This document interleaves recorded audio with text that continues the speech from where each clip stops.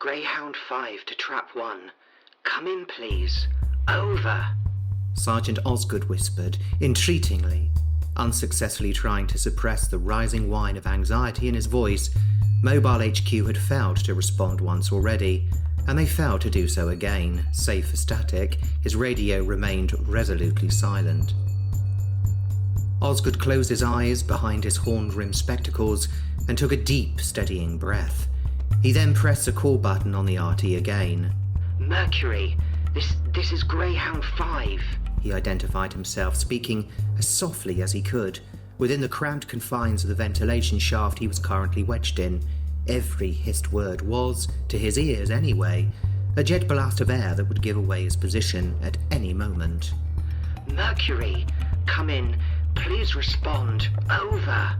But Major Cosworth wasn't answering either. That left the reliable Sergeant Benton. He'd answer, surely.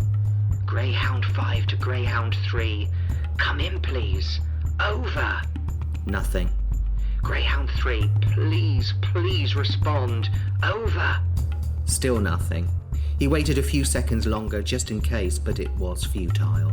They were all gone.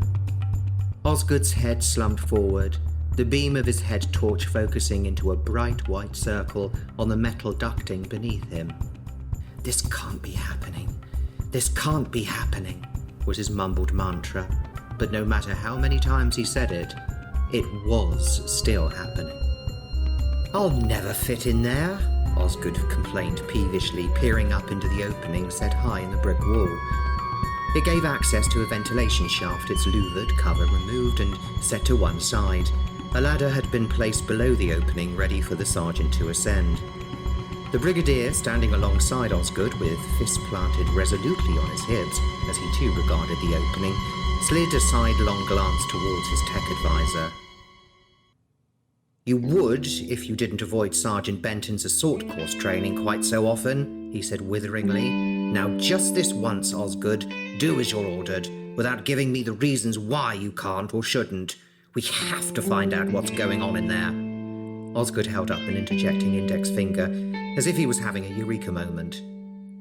"I built a little remote-controlled, all-terrain thingamy that'll do the job better than I could, sir," he explained like a salesman, not wanting his potential customer to get a word in edgeways. "Kind of like the bomb disposal robots the regular army use, but much smaller. Should fit in that shaft just nicely, and I could control it from out here." He made to turn away.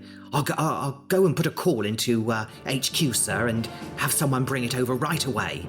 He slumped when he felt the light, but staying touch of the swagger stick on his upper arm. "I need to know what's happening in there right now, Sergeant," the brigadier informed him, his tone brooking no further argument. "We haven't the time to wait for one of your blasted contraptions to arrive and for you to set it up." His tone and expression relented slightly. "Besides being our eyes and ears, I want a person in there. You will be able to adapt to the developing situation, and whether you like it or not, Osgood, that person is you." An encouraging smile quirked beneath his neatly trimmed moustache. Osgood sighed heavily, resigned to his fate.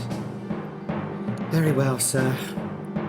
He clicked on the head torch strapped on over a black woolen beanie hat, with his face smudged with the night camo paint stick, fingerless black gloves and dark overalls with zipper pockets bulging with everything he might need.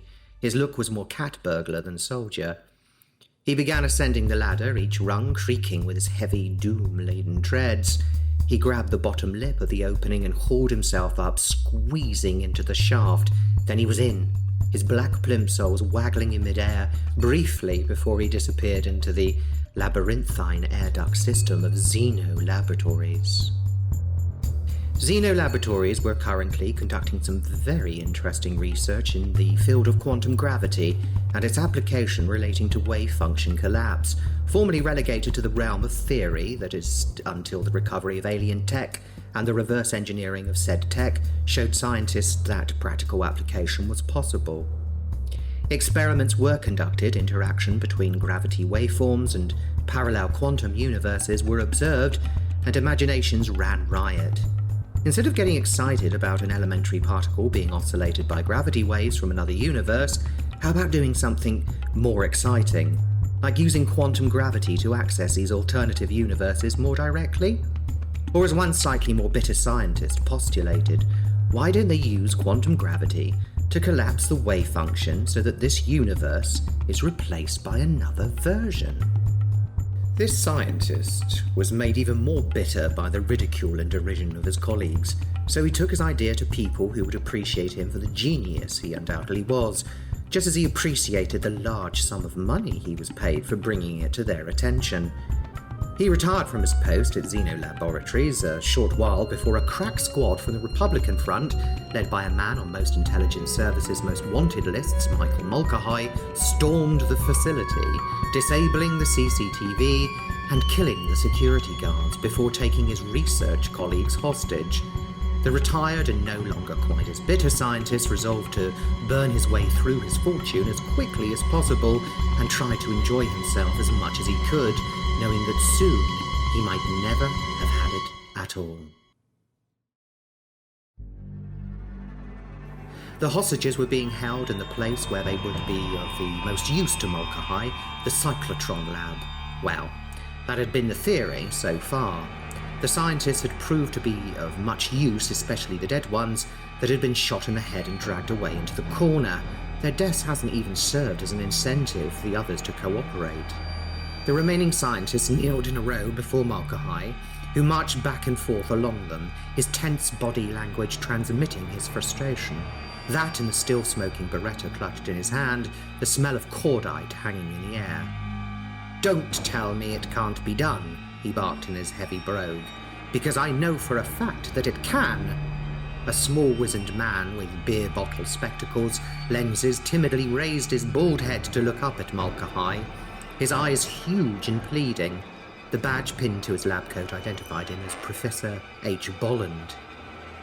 "We can't just pick and choose what kind of universe we'd like to live in," he desperately tried to explain. "We can generate quantum gravity waves and propagate them into parallel universes, yes, but we're talking about influencing a few elementary particles at most. We can't just customize an alternative reality for you. It's impossible." Mulcahy ceased his pacing and stood towering over the little man. "Your ex-colleague, Dr. Sinkinson, didn't seem to think it impossible," he growled, and waved a dismissive gun hand at the cyclotron behind Bolland. "Oh aye, it might be beyond our science, but he told me you've got captured alien technology lashed up to your equipment." Mention of the traitor's name clicked a lot of things into place with the professor. "You're here because of Sinkinson?" he said incredulously. "But he's a bloody loony." He blanched and fell silent when Mulcahy swept the handgun down and aimed it right in the centre of Bolland's forehead. Just then there was a coded knock on the lab's double doors, and the ski mask guard, armed with an AK-47, opened them to admit Patrick Cullen, Mulcahy's lieutenant. Like his leader, he had rolled up his ski mask to reveal his face, both reasoning that if they were successful here today, then revealing their identities wouldn't make any difference. Mulcahy flicked a quick glance over his shoulder, still holding his gun arm out ramrod straight. "What is it?" he snapped irritably. "Can't you see I'm busy?" Cullen came over to draw him aside because he was the only one who could, as Mulcahy reluctantly lowered his gun and turned away. "The army boys might be gearing up for something bolder," Cullen informed him quietly, a sneer of contempt at their mention twisting his pock-mucked features. "Our men are positioned at the main entrance, and our sniper on the roof is keeping the soldiers out front pinned down so they can't get near the place, never mind inside. But they've been trying their luck at the fire exits, and a small group of them briefly slipped down the blind side of the building, so they were up to something." He appeared reluctant to say what he was about to say next. "Taking out the security block and the CCTV might have been a mistake, mind you. It stopped them seeing where we are, but it also stopped them from seeing we've got hostages. Nothing to stop them storming the place if they think we've killed everyone." "Let them," Mulcahy sneered dismissively. "If they want to die for their queen and their country, before we sweep away everything they've done to keep our country and our people down, then let them. And tell our boys to stand their ground and fight to the last man. If we're successful here today, it might be the greatest sacrifice they ever make." He and Cullen gripped forearms in a firm shake. His trusted lieutenant nodded once and Mulcahy released him, watching him leave for possibly the last time. Perhaps in the new world he was about to create, the two of them will never have met. This was no time for sentimentality, he thought resolutely. Mulcahy turned back to the quivering wreck on the floor that had once been the director of this project. Instead of aiming his Beretta at the professor, the terrorist grabbed the old man's scrawny upper arm and hauled him to his unsteady feet. "Come on, Professor Bolland," he told him in no uncertain terms, dragging him over to the cyclotron controls. "I want every button pressed and every lever pulled on this glorified one-armed bandit till we hit jackpot. You got that?" He shoved the professor at the controls, the old man sprawling over the top of them, and waited for him to turn and look back fearfully at the gun that was once more aimed at him. "And don't stop till my country's free." Thanks to his eidetic memory, Osgood had only to glance over the ventilation system schematics once to create a mental map of the air duct layout. All fine in theory, but once he was crawling through the physical version of that map, it became increasingly difficult to focus on where he should go to next. Especially when his overriding urge was to find the nearest access cover, kick it out and squeeze his way out to freedom. He'd never been good with confined spaces since being shoved into a storage cupboard during gym class by the other boys, laughing as they locked him in there in the dark with the medicine balls and the mice. But despite a panicked moment when he thought he'd got stuck at a bend, Osgood had finally found his way into a shaft running parallel with one wall of the cyclotron lab. The louvered cover he was peering through positioned above its main doors. What he had seen so far of this facility had impressed him. They were obviously engaged in some cutting-edge research here, and the assignment of U.N.I.T convinced him that it was top secret too, probably involving some shady government-funded reverse engineering of alien tech. He wouldn't be at all surprised. All he had been told was that terrorists wanted to get their hands on it, and he had to somehow find a way of getting the Brigadier and the others inside so that they could stop them. Watching between the slats with wide, horrified eyes, however, Osgood was growing increasingly convinced that they were already far too late. Even though he'd already located the facility's power generator on his travels through the ducts, a cursory glance through an access cover telling him that he could disable the generator easily and plunge the place into darkness, allowing U.N.I.T troops wearing night vision goggles to overwhelm the terrorists. The Brigadier needed to know the status of the hostages, assuming the terrorists had taken any and not killed the scientific staff along with the security staff. Well, Osgood had found them, though their numbers were diminishing by the moment. The sergeant unclipped his RT, careful not to clunk its casing against any of the metal surface enclosing him, and thumbed the call button. "Greyhound 5 to Trap 1, he whispered, terrified that the man stalking along the line of captured scientists would whirl around in his direction. Greyhound 5 to Trap 1. Come in, please. Over." "Their sniper has got us pinned down at the main entrance, sir," a grim-faced Sergeant Benton reported, holding his L1A1 rifle across his broad chest as he looked up at the Brigadier standing framed in the doorway of U.N.I.T's mobile HQ. "He's already winged Private Hotchkiss. We can't advance any further without taking more serious casualties." The Brigadier's lips compressed. Yes, he acknowledged. "Major Cosworth isn't having any luck either at the rear loading bay. He and his men came under extremely heavy fire each time they approached." He arched an eyebrow.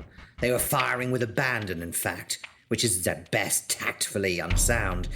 I mean, there was only enough of them to fill that small truck we found on the grounds. There couldn't have been much room for extra munitions, so why waste even a single shot?" Benton's face had that wincing expression, which meant that it was puzzling him too. "I'm no expert on the Republican front, sir, but suicide missions aren't usually their form, are they? I mean, they must know how this is eventually going to go down."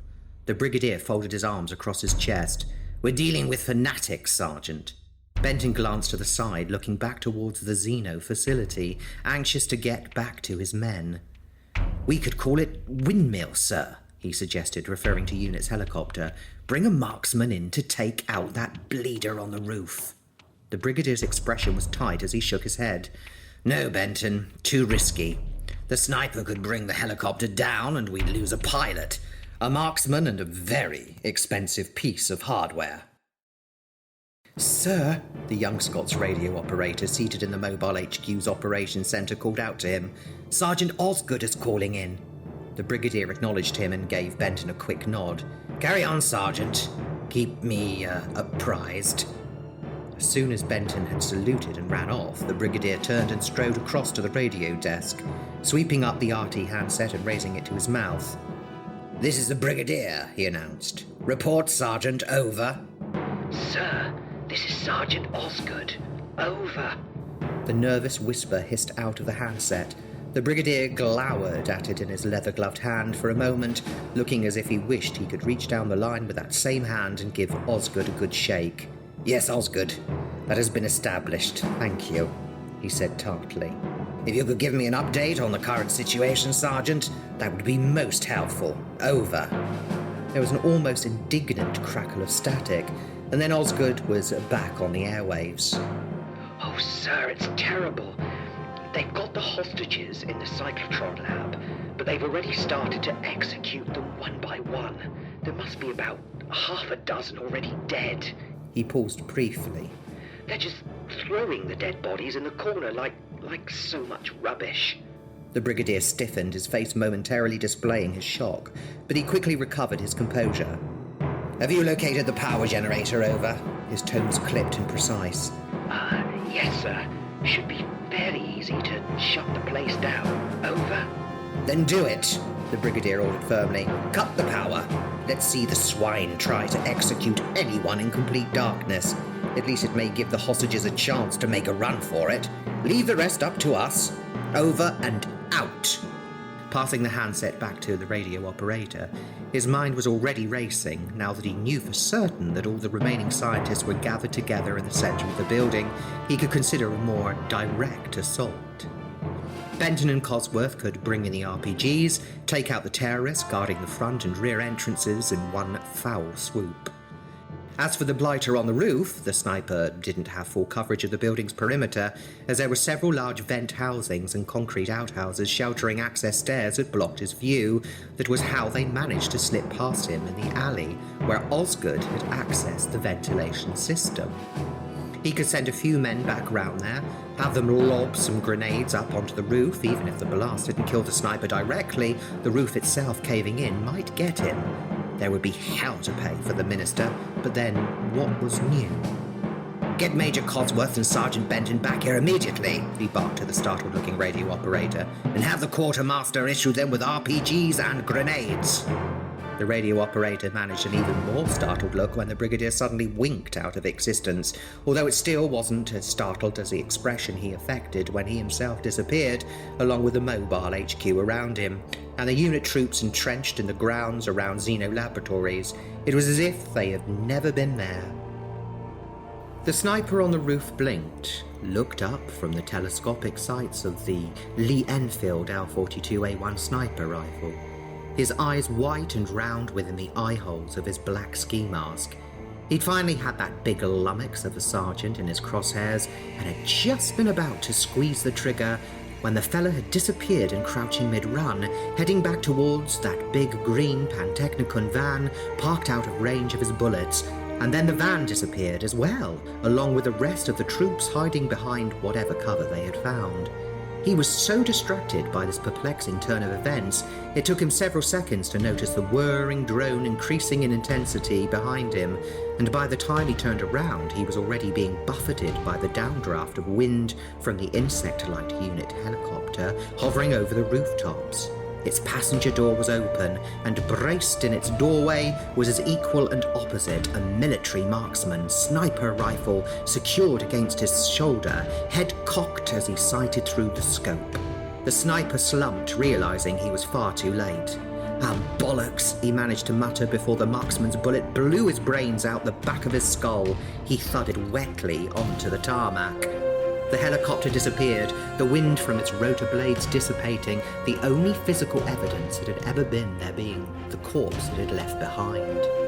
As soon as the Brigadier had given him the go-ahead to act, Osgood faced a dilemma. Take the circuitous route back to the power generator room, by crawling onwards through this shaft and then doubling back on himself through a parallel duct, which would take a considerable amount of time that the hostages obviously did not have, or he could shimmy backwards through the shaft he was already in. The idea both exhausted and terrified him. The extra effort involved in pushing himself back instead of hauling himself forwards was daunting, to say the least, but very real possibility that he may get stuck in the process raised his claustrophobic panic to a pinnacle. The rapidly deteriorating situation on the other side of the louvered cover did little to alleviate his mounting tension. The terrorist, swaggering back and forth in front of the hostages, had apparently lost his temper, threatening to shoot one of the scientists, a small, older, bald man with large spectacles. If Osgood hadn't already frozen with horror, he would have frozen with fear as someone knocked on the set of double doors beneath him, the hermetic thump of their opening and closing again, transmitting up through the wall and into the duct he was squeezed into. Another terrorist, with his ski mask rolled up, came into the lab, moving over to the gun-toting one and deferentially drawing him aside. The little man he had been terrorizing nearly passed out with relief, only prevented from toppling forwards by the scientists on either side of him. The two terrorists had a brief conference on the periphery of Osgood's view through the slats, and after a couple of minutes, they clasped forearms in a brotherly fashion. The terrorist who'd entered the lab turning and striding purposefully back out. The other one, presumably the leader, judging by the respect he'd been shown, went back over to the row of kneeling scientists and hauled the little bald one up onto his feet, pulling him towards cyclotron controls. He then shoved the old man at them, barking orders and aiming his gun at him. The scientist pushed himself up from the control panel he was sprawled over. He then started pressing buttons and flicking switches, and the reel-to-reel computer banks lining the walls whirred into life. Moving over to a keyboard, he tapped at it furiously, lines of green glowing data scrolling up the bubble screen monitor. Osgood could feel the cyclotron powering up through the duct's walls, a background thrum, chord struck in a recital. However, judging by the conductor's frantically random pulling of levers and toggling of switches, he seemed to be aiming for jazz improv rather than a quantum version of the music of the spheres.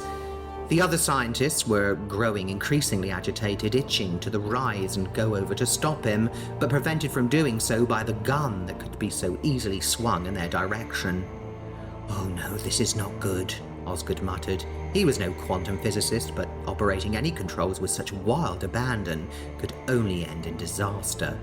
He felt increasingly certain that evacuation of the area might be the only option left to them now. He unclipped his RT. "Greyhound 5 to trap 1. Come in, over," he said in a stage whisper, mentally rehearsing his request for extraction and his suggestion for evacuation whilst he waited to be put through to the Greyhound leader. And he continued to wait. There was no response from the radio operator or his commanding officer. Osgood's stomach would have dropped had the walls around him not been squeezing his sides like a metal corset. His previous rather understated, "this is not good," now seemed wholly inadequate. He tried again. "Greyhound 5 to trap 1. Come in, please, over," he whispered entreatingly, unsuccessfully trying to suppress the rising whine of anxiety in his voice. Professor Bolland had manipulated every control on the panel, but he could continue. He just didn't want to. For sitting to the right side of the control desk, hardwired into the cyclotron system, was a retro-engineered alien tech, all coppery and squiggly with a bright blue glowing core. Crude, human-friendly controls had been welded into it. Mulcahy jerked his head towards it. "Go on then," he prompted the little professor. Bolland clung onto the edge of the control panel as if the alien device had a gravitational pull and he was resisting it. Tight-lipped and defiant, he refused with a small shake of his disproportionately large head. Sighing with exasperation, Mulcahy swung his handgun up and shot the professor in his disproportionately large head, adding even more red to the warning indicators on the control panel. Ignoring the scientist's gasps of horror and trusting the guard at the doors to keep them covered, Mulcahy turned to look over at the alien tech. How difficult can it be, he shrugged and twisted and yanked at the makeshift controls. He gazed up in wonder at the thrumming cyclotron, so preoccupied with what was about to happen that he didn't immediately realise what was happening around him. Firstly, the row of kneeling scientists had grown inexplicably longer, especially considering those that had filled out the numbers were also lying shot and dead in the corner. Mulcahy didn't notice the first development until the second drew his attention away from the cyclotron. Cullen's coded knock once more rapped on the other side of the doors, and Mulcahy turned his head to see the guard automatically opening one of them to let him in. The only trouble was, it wasn't Cullen who burst in. It was a stocky little four-eyed fella in black overalls and a black woolen hat who looked like he'd been interrupted in the middle of doing a bank job. He made a lunge at the surprised guard, grabbing at his Kalashnikov and trying to wrestle it from him. It was a valiant but foolhardy attempt. The guard, a painfully obvious, stronger and more accomplished fighter, he jerked his rifle free and swung the butt up and around to crack the man on the side of his head, dropping him like a sack of spuds. The guard stood, legs braced apart over the felled would-be hero, rifle barrel aimed squarely at his chest. He looked up and over at Mulcahy, but Mulcahy was now staring at Professor Bolland kneeling in the lineup, who was staring at his own body lying on the floor at the terrorist's feet. Mulcahy managed to wrench his gaze away from the mind-boggling sight, acknowledging the guard's silent stare of inquiry. "Put him down," he ordered, jerking his head at the splayed figure on the floor, "and be careful who you let in next time," he barked, quickly turning back to the alien device. He hadn't wanted a fellow Republican French soldier, and a subordinate at that, to see the look of worry spreading across his face, for although he'd been able to wrench his gaze away from the sight of Professor Bolland doing his best Schrodinger's cat impression, he hadn't been able to wrench his hand free from the last lever he'd pulled on, the retrofitted alien hardware. He was stuck fast. But he reasoned, calming the panicking animal part of his brain, do I really need to be free to be free? A beatific smile split his unshaven features, dispelling any trace of worry. Meanwhile, behind him, the guard in his executioner's hood ski mask fired a couple of rounds into Sergeant Osgood's heart, killing him outright. Cullen had been questioning the wisdom of his mission since the beginning, but had not said anything until back there in the lab. He believed in the cause, he believed in his cell leader, but Mulcahy was so convinced of a successful outcome that no contingency plans had been put in place. It was a suicide mission in all but name. They would be leaving this building in one of two ways. Either Michael would get his arse in gear and do whatever he was planning to do, or they would all be going out in body bags. Things had gone a bit mental since leaving the lab. Firstly, his men covering the front entrance and the rear loading bay reported the sudden disappearance of all the British soldiers outside. They hadn't pulled back and hidden themselves from view. They'd simply vanished right in front of their eyes like mirages. And then secondly, Cullen had lost radio contact with the sniper on the roof. Had he too disappeared? If not, who had taken him out if the British troops were gone? And then that became the least of his concerns when, standing in the corridor frowning at the hiss from his radio, Cullen failed to hear a buzzing noise coming from the ventilation cover above and behind him. The unscrewed screws barely had time to drop to the floor before a dark shape slithered out of the opening and landed with quiet, sure-footedness behind him. His sixth sense tingling, Cullen lowered his radio and turned around. Osgood's punch snapped Cullen's head around the full 180 degrees. That, combined with the momentum of his turn spinning him around, the full 360 before he fell unconscious to the floor. Osgood dropped to one knee beside his prone form, prying the gun from Cullen's hand and regarding it with disgust for a second before tossing it out of harm's way. A pity he didn't take it with him, however, for after he rose to his feet and stealthily made his way along the corridor towards the cyclotron lab, using the coded knock he'd heard Cullen used to gain entry, he really could have done with it. This Osgood prided himself on his hand-to-hand combat skills and his moral stance on lethal weapons, but wrestling with an armed fanatic was still a very silly thing to do, which was why, a short while later, he lay dead on the cyclotron lab floor with 2 bullet holes in his chest and a morally outraged expression fixed on his face. Having recovered from his panic attack, Osgood had decided that there was only one course of action. Follow the last order he'd been given by the Brigadier to disable the facility's power generator. Although his instincts told him otherwise, there was a slim chance that the communications breakdown was merely down to technical difficulties, and that Major Cosworth and Sergeant Benton were still poised to storm the place, waiting for him to make his move. He kept telling himself that as he squeezed himself back along the ventilation shaft, although he knew in his heart that it was something far more than just radio interference that had prevented him from contacting his colleagues, the isolation and claustrophobia may be getting to him. But he had never felt so cut off and alone, as if the outside world didn't exist. But what else could he do? Better to die trying rather than cowering up here in these air ducts waiting to die by panic-induced heart attack or by terrorist bullet. He had joined U.N.I.T because it allowed him to apply his scientific knowledge on an active level, not conducting some dreary lab-bound research or theorising at students in a lecture hall. Being in U.N.I.T made science exciting and at times terrifying.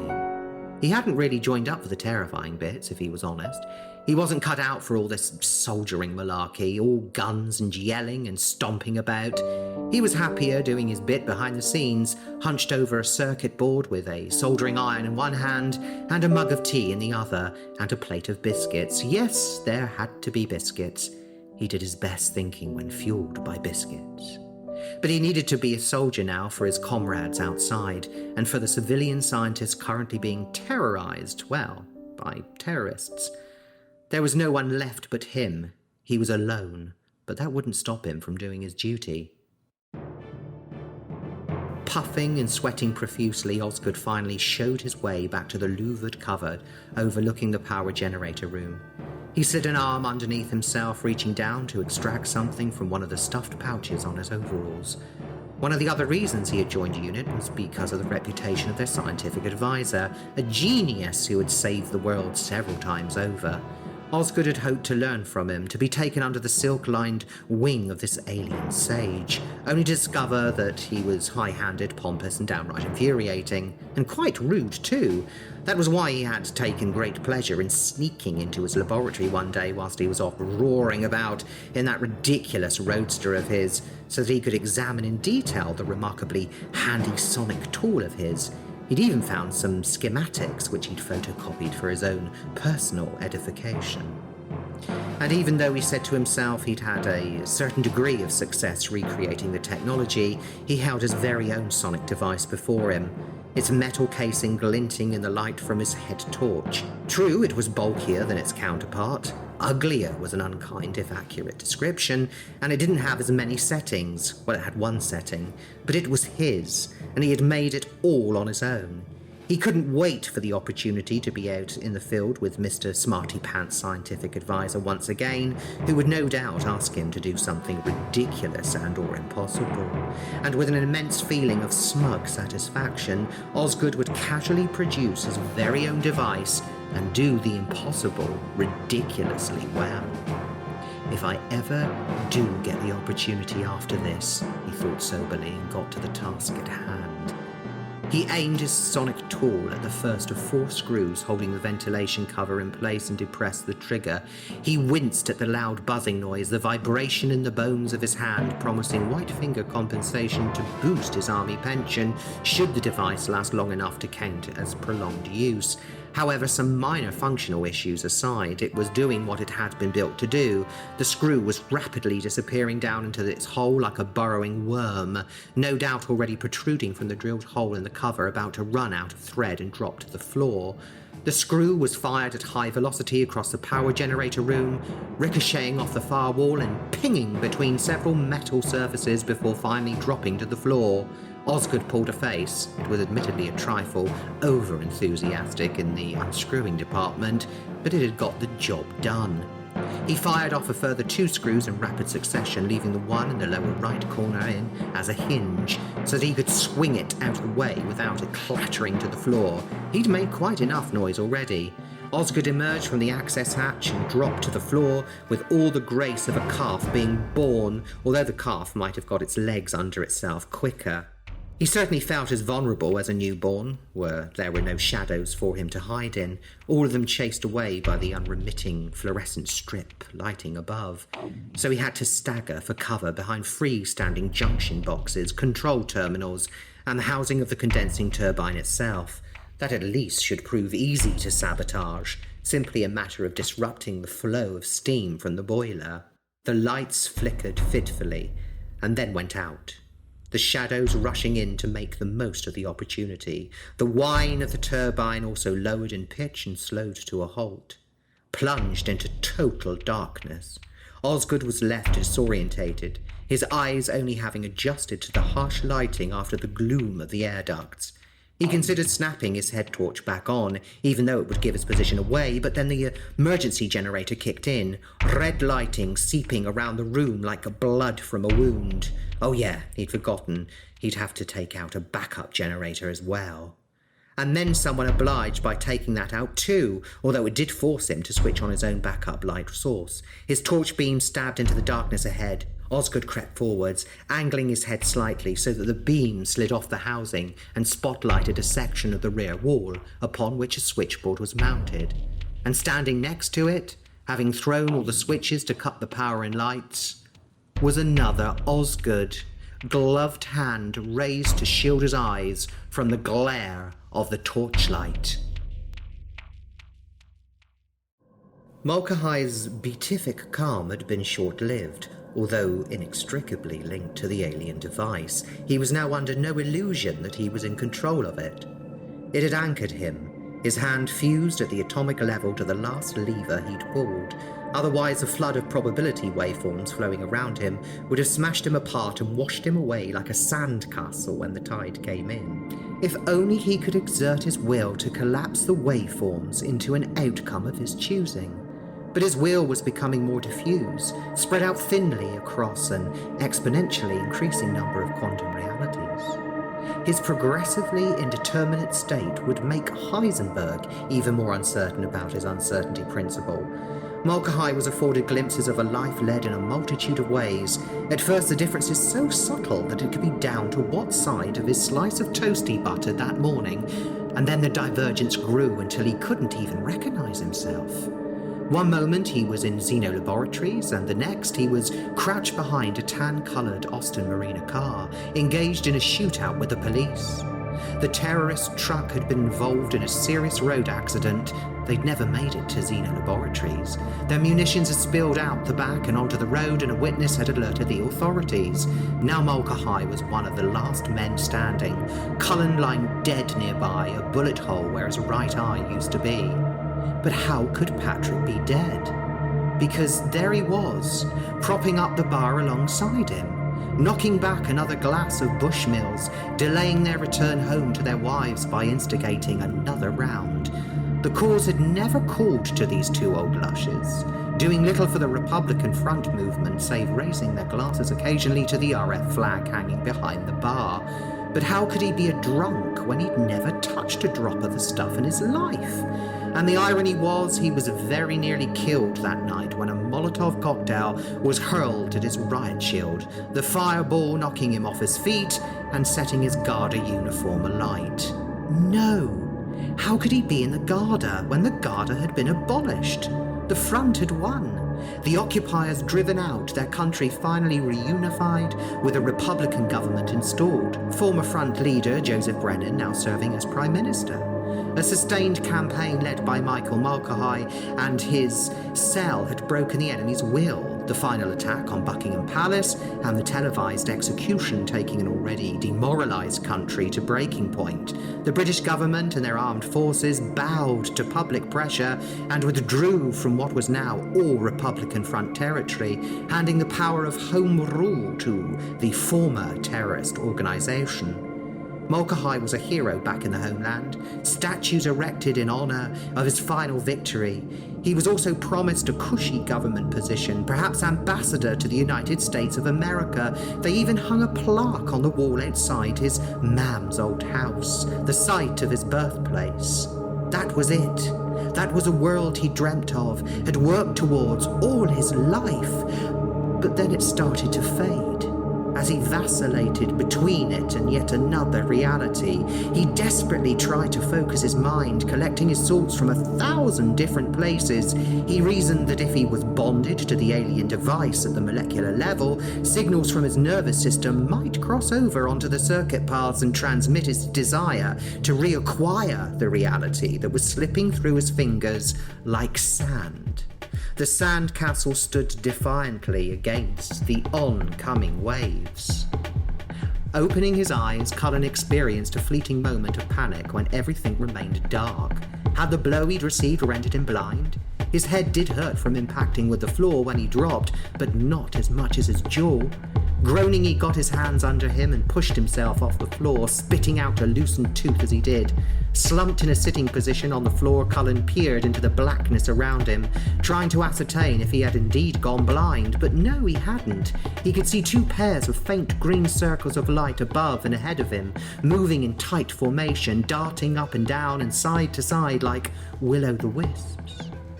He watched as they drew closer, and was sure that beneath them he could make out silhouettes blacker than the darkness they stood against. The realization that it was 2 figures approaching came too late, a rifle butt striking out and cracking him in the temple, sending him back into oblivion. "Can't be a time experiment," said the Osgood, who had beat the other Osgood to the sabotaging of the power generator. He had grabbed his duplicate's arm, yanking back the sleeve to reveal his wristwatch, holding his own level with it. Apart from the fact, if we were a later version of ourselves, we'd remember meeting our earlier self. The time on our watches is synchronized. His gloved hand, gloves with fingers, the only cosmetic difference between the 2 Osgoods, released his twin's arm, freeing him to raise it and jab a finger at the ceiling. Oh, I've got it," he exclaimed. "It's like what happened at Project Inferno. You must be from an alternate dimension, where everything's the same except slightly different." The other Osgood was slightly affronted. "How come I'm the one from an alternate dimension? Maybe you are." Osgood scowled at him suspiciously and used the finger he was jabbing the air with to poke his doppelganger in his unfortunately accurate replicated paunch. Or maybe you're a Nestine duplicate," he accused. "Is that plastic under there?" The other Osgood smacked his probing finger away. "How dare you?" His counterpart relented a little. "All right, I guess you're human enough," he conceded reluctantly. "That gut is definitely more Nestle chocolate than Nestine plastic." He cut himself off, whirling round to face the darkness behind him. He thought he had heard the scuff of a shoe, but although he swept his torch beam over and between the freestanding junction boxes where he had hid, he couldn't see anyone there. Osgood turned back to his double, casting a last weary look over his shoulder. "Sorry, must be getting a bit jumpy," he explained, and then shook off the feeling. "So I guess you're in the same predicament as I am. You've lost contact with the others outside, but decided to carry out your orders to sabotage the power anyway, in the vain hope that the Brigadier and the others are still out there and able to storm the place." The other Osgood looked askance at him. "You're right up to a certain point. I don't know who this Brigadier is. I serve under Colonel Turner and Captain Benton." His replica drew himself up proudly, finally ahead in the one-upmanship stakes. "My Benton's only a sergeant here. I don't need to take orders from him." "I wish I didn't," muttered a disgruntled alternative Osgood. "He seems to take an almost perverse pleasure in making me do that bloody assault course training." The original Osgood clapped his counterpart on the shoulder and grinned. "I think you and I are going to get on just fine," he stated confidently. "We may have to," his alternative added soberly, placing his hands upon his hips in a very Brigadier-type manner, although he wouldn't know that. "If there's no one out there to mount a rescue, it'll be up to us to free the hostages." A faraway look entered his eye. "I wonder who's freeing my hostages," he mused quietly. "Now let's not be hasty," this reality's Osgood said hastily. "That wasn't part of the plan. Get in, locate the hostages, sabotage the power, and get back out again before all the shooting starts. That was the plan. We should stick to it until we know for a fact that there's no cavalry coming to the hostages' rescue."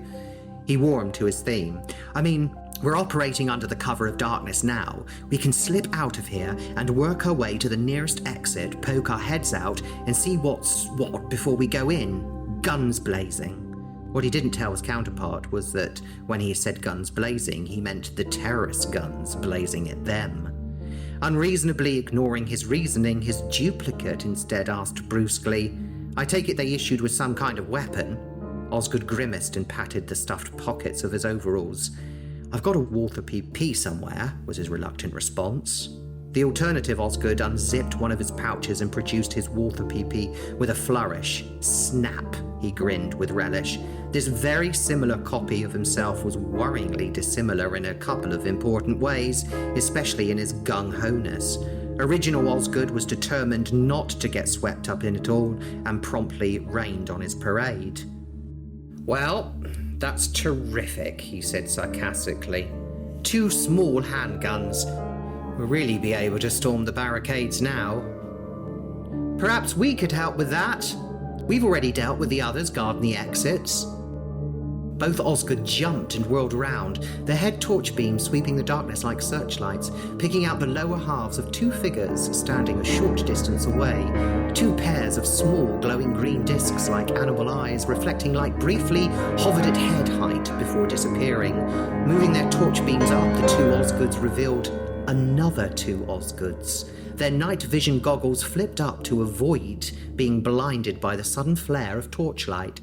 They were armed with what looked like Kalashnikov rifles, no doubt appropriated from the terrorists, unless of course the regime they lived under in their versions of reality were very different. Leaner, with grimly determined expressions and both spectacle-free, these 2 looked as if they could put their money where their tight-lipped mouths were. "I like his plan better," the Osgood from this reality declared, pointing at the newcomer who'd spoken. Hopefully his Walther PP could stay where it was if his counterparts were happy to pick up the gung-ho slack, although he was more than a little conscious of the fact that his own prudently cautious nature seemed to be in the minority amongst all these iterations of himself. Still, it kept him alive. A short while later, when he and his fellow Osgood stormed the cyclotron lab, he rapped the coded knock he'd overheard while squeezed into the air duct and then retreated to a safe distance with the Osgood who had cut the power, both peering around the corner whilst the Action Man Osgoods stood on either side of the lab doors, weapons at the ready. The plan headed south quite quickly. The guard didn't respond, the knock remaining unanswered, and so one of the grimly determined Osgoods shouldered a door open and burst inside. The other Osgood had to turn away as brilliant, stroboscopic white light flared through the gap, overloading his night vision goggles. The door barely got a chance to swing back before there were several bursts of automatic gunfire. Blinking away the last of the spots before his eyes, the other Osgood on steroids bravely followed his comrade in arms inside to provide somewhat belated cover. Gunplay followed, and then there was silence that resounded after the deafening clatter of AK-47s firing at each other. The slightly less gung-ho Osgood nudged his not-at-all gung-ho counterpart, and the 2 of them cautiously approached the double doors. They placed their shoulders against the doors and after a countdown from 3, shoved their way inside, immediately dropping down onto one knee, sweeping their gun arms back and forth whilst shielding their eyes from the glare with their free hands. From what little detail they could make out, it looked as if the guard had taken out the first Action Man Osgood, and then both he and the second Osgood had dispatched each other in a hail of bullets. Brutal, messy, and a waste of life, but ultimately effective. The original Osgood had to look away. He felt as if he'd just driven sheep across a minefield. Armed to the teeth, killer sheep, true, but still.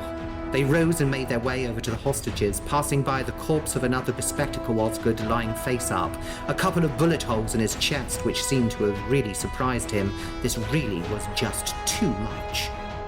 But he wasn't alone. The scientist's spokesperson, the little bald guy with the big specs he spied through the ventilation cover earlier, also had a dead counterpart lying on the floor, killed far more messily than Osgood's iterations.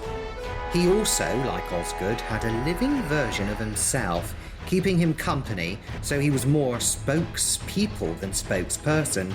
They talked over each other, finishing each other's sentences like an old married couple who couldn't wait for their partner to stop so they could cut in. I'm Professor Bolland, they introduced themselves, head of this project. Thank you so much for coming to our rescue. The alternative Osgood was nonplussed, squinting over at the cyclotron. How can it still be running? I cut the power. The device we connected to the cyclotron seems to have its own power source, the Bollands explained sheepishly. We didn't think it had one. Device? Original Osgood queried suspiciously. I take it you mean some kind of recovered and retro-engineered alien quantum tech? Both professors nervously straightened the lapels of their white lab coats.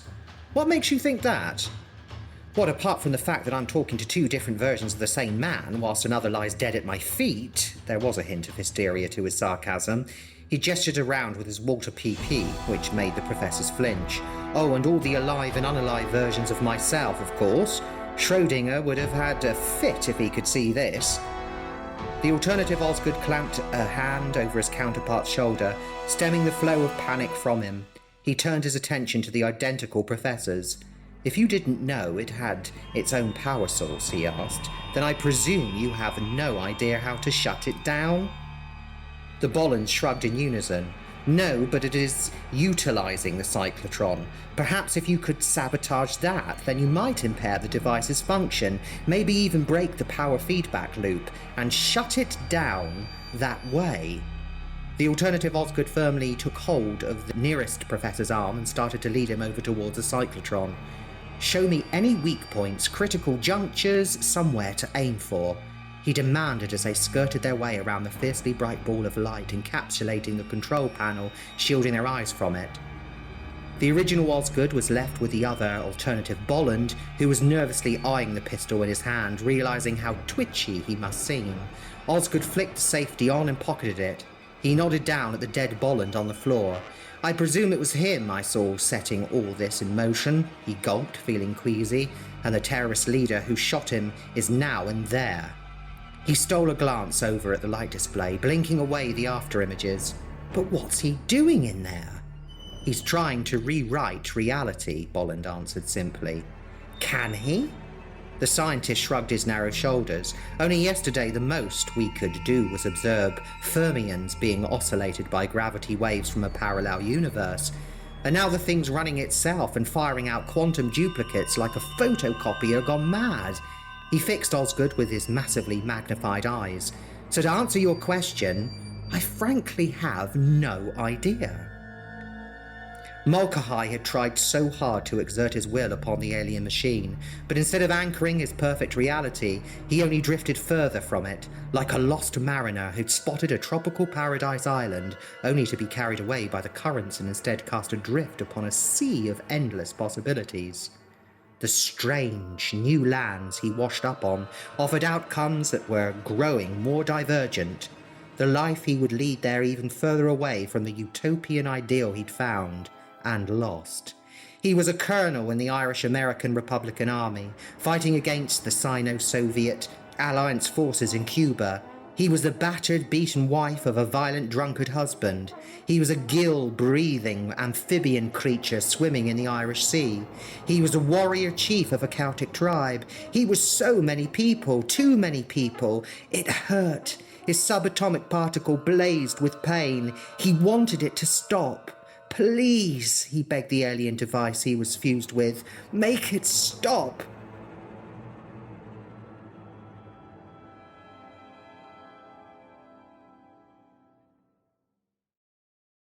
I think I know how we can stop it, the alternative Osgood reported upon his return, the other Bolland in tow. Have you got a sonic device? He proudly produced his own from one of his many pockets. The original Osgood looked offended to have even been asked, but answered by withdrawing a cosmetically identical version from one of his many pockets, twirling it smugly. Good, said the alternative Osgood, snatching it out of the air in mid-spin, much to his alternate self's surprise. If we match their frequency and generate a forced vibration resonance, we might be able to shake enough parts of the cyclotron loose to disrupt the power flow, with nowhere for it to go except back into the alien device. Hopefully, it'll induce positive feedback. And well, boom! Maybe. He looked at the two sonic devices clutched in his gloved fist, frowning dubiously. We could do with more. The more frequencies we can match, the bigger the resonance. He nodded over at the corpses of the two versions of himself that had stormed the place. Do you think they made their own sonic devices? It was original Osgood's turn to appear doubtful. I think they were more skillful at taking things apart than putting them together, he hesitated reluctantly. But I suppose it's worth checking. He scuttled over to the bodies, averting his gaze when patting down their pockets. No, nothing. He revealed with no great surprise, and then moved over to check the pockets of the bespectacled one.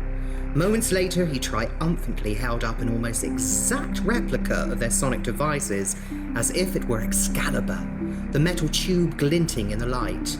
Bingo, he declared, tossing the sonic device over to his counterpart, who deftly caught it. Just as the original Osgood rose, so the alternative Osgood dropped to his knees and laid the sonic device on the floor before him. He pulled his black leather gloves off by the tips and tossed them aside, waggling his fingers in preparation of some fiddly work. Come over and give me a hand to calibrate the settings. He called to the other Osgood. He soon joined him, kneeling beside him and removing his own fingerless gloves. As they worked, one of the Osgoods murmured, "You do realise that someone will have to stay to make sure the frequencies don't slip out of phase." The other Osgood's expression was pensive. "That means staying for the boom bit as well," he pointed out, and then added, "Maybe." "Well, there are more than enough of us to go around," his duplicate said with a certain melancholy, giving the setting rings of the sonic device he was working with a final twist. He looked up and offered a rueful smile. His mirror image did not reflect. "Anyway, do you think our wife could really put up with the two of us?" The smile faded, his face hardening with resolve. "Someone has to do it," he affirmed, sounding as if he was trying to convince himself mostly. He jerked his head in the direction of the versions of himself that had sacrificed themselves. "I've never been as brave as them," he admitted, "but now they've gone, someone has to be." The other Osgood gave a small, tight shake of his head. "There has to be another way," he insisted quietly. Surely between the two of us, we should be able to rig up some kind of timer." "No time for timers. We already know the effect has spread beyond the confines of the lab. We can't let it expand any further." He scooped up the three sonic devices and stood up.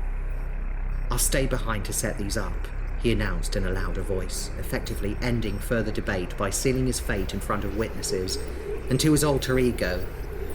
"You lead the hostages to the nearest exit and get them as far away from here as you can. Hopefully once I've shut this thing down, your backup will reappear and help you out." He shot a glance over at the bodies of the other Osgoods. "I know they said they dealt with all the guards at the exits, but take one of their rifles just in case and a pair of their night vision goggles." The other Osgood plucked his pair of gloves from the floor and straightened up before he slipped them back on. However, he offered his open hand. "The universe shouldn't implode if we shake hands, should it?" His twin grinned and gripped his hand in a firm handshake. "Worth the risk," he ventured. "Good luck." "And to you."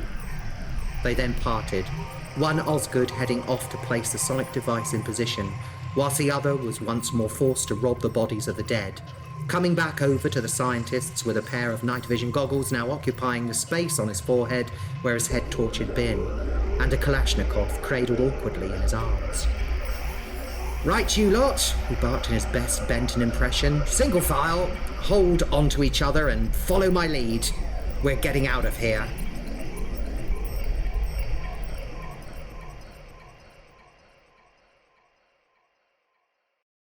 Warm, comforting darkness enveloped Mulcahy. He could see nothing, but he could hear, could feel the boom, boom of another heartbeat overlaid over his own, his mother's heartbeat.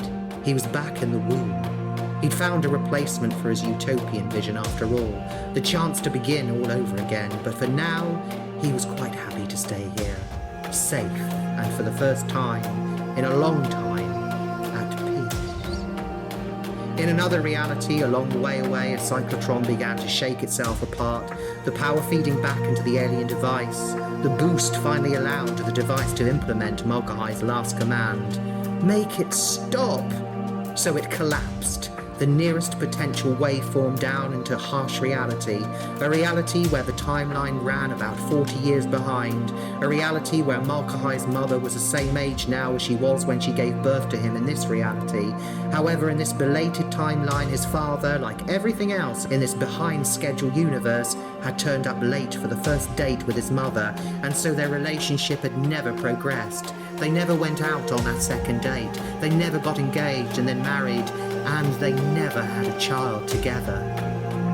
And so Michael Mulcahy stopped, as requested. Not quite what he'd meant, but seeing as he'd ceased to exist, it hardly seemed to matter. The alien reality waveform manipulator had other things to worry about. Osgood twisted the setting ring of the sonic device he wasn't sure had been crafted by his hand or not, ensuring that its frequency remained synchronized with the other two aimed at the cyclotron. It was sounding distinctly unhealthy now, creaking and groaning as the sonic onslaught shook it apart. The globe of flickering white light encompassing the control panel and alien device was absolutely blinding. Osgood unable to even squint sideways in its direction. It had also expanded even further outwards. Won't be long now, he thought with a degree of stoicism, and that surprised himself. He felt only a sense of acceptance about the imminent prospect of dying. The only sadness he had was for his wife. He betted that she too had never expected him to be killed in action. The globe of white light expanded with alarming suddenness as a positive feedback caused a power surge in the alien device. Osgood caught in its trailing edge. He threw up both hands to shield his eyes, but then the welder's torch white glare faded and he cautiously unscrewed one of his eyes to risk a look. And then he opened the other eye and smiled. Maybe he wouldn't be around for the boom bit, after all. The other Osgood and his conger, a scientist, trooped along a corridor, the sergeant picking out the signs pointing them in the direction of Xeno Laboratories, reception foyer, and the main exit using his night vision goggles. He brought his rifle to bear when a figure lurched around the corner ahead, clutching one hand to the side of his head, the other outstretched and bracing him against the wall he staggered over to. The figure gasped when he spotted Osgood ahead of him and straightened up, holding both hands above his head. The sergeant wondered how the terrorist could have seen him in the total darkness, and then remembered seeing for himself the dull green glow the lenses gave off. "Jesus, not you again," Cullen growled, sticking his hands up even further. Look, I give in, all right. I surrender."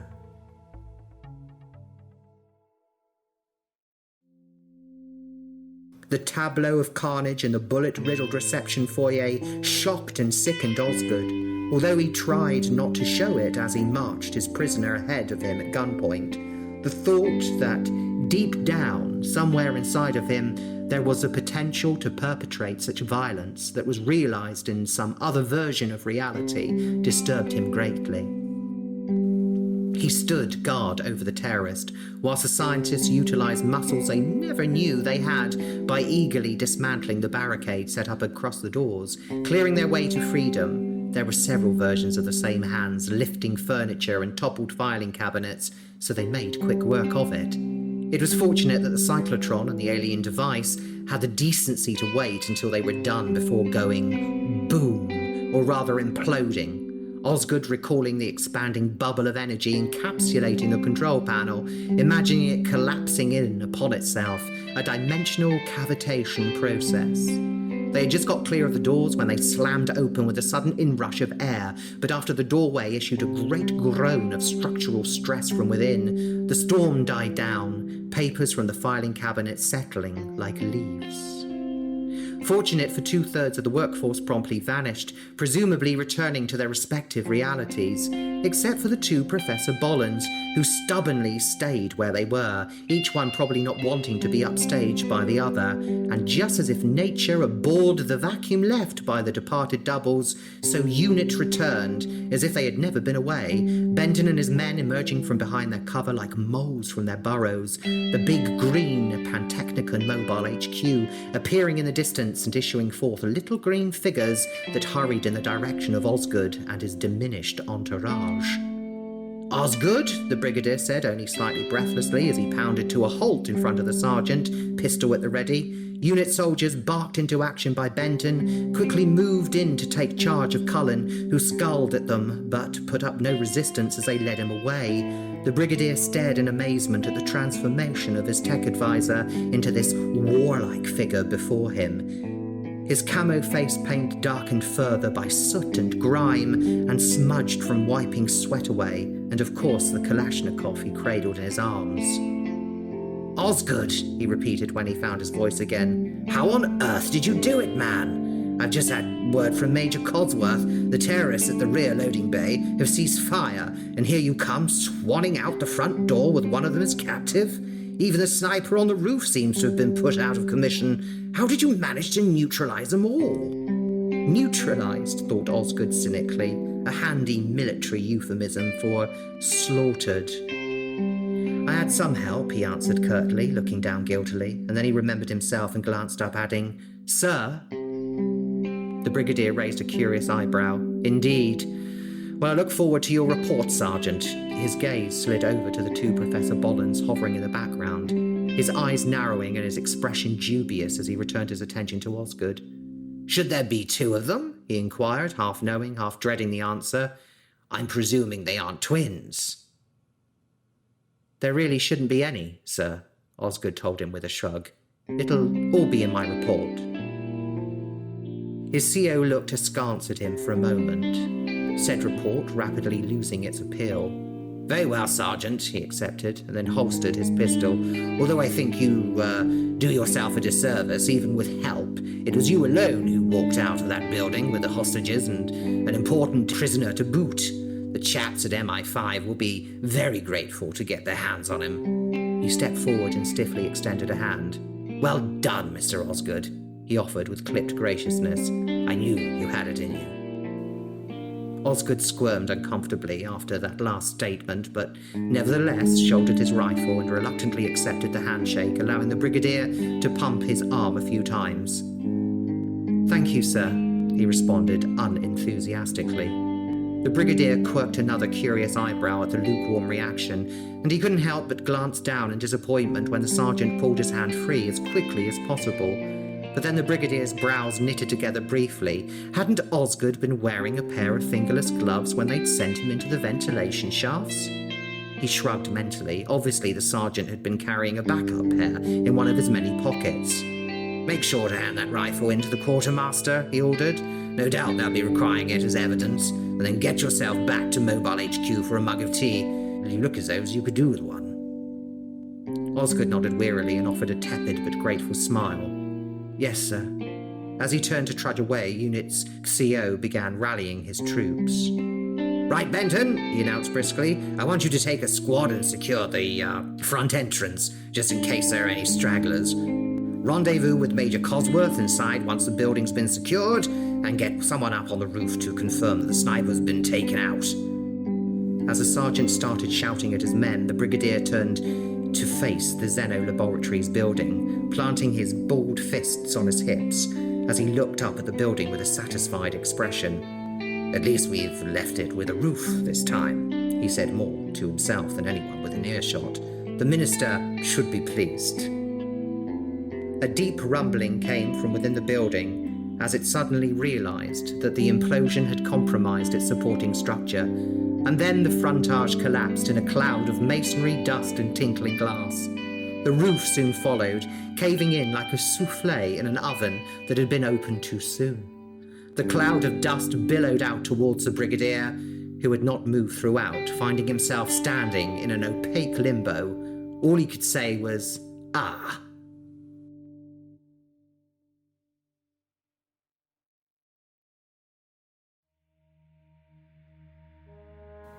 Sergeant Tom Osgood plodded on as a dust cloud rolled languidly towards him, not even looking back. His gaze cast downwards as he peeled off his gloves.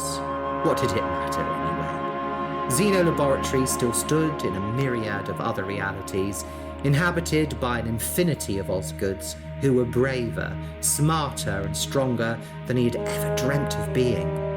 It was hard not to feel insignificant in the face of such knowledge. The only alternative was to be the best Osgood he could be, right here, right now. He looked at the gloves he'd taken off, frowning slightly, and then tossed them aside, walking on. The advancing bank of dust swallowed them up, erasing them from view and consigning them to a hazy limbo.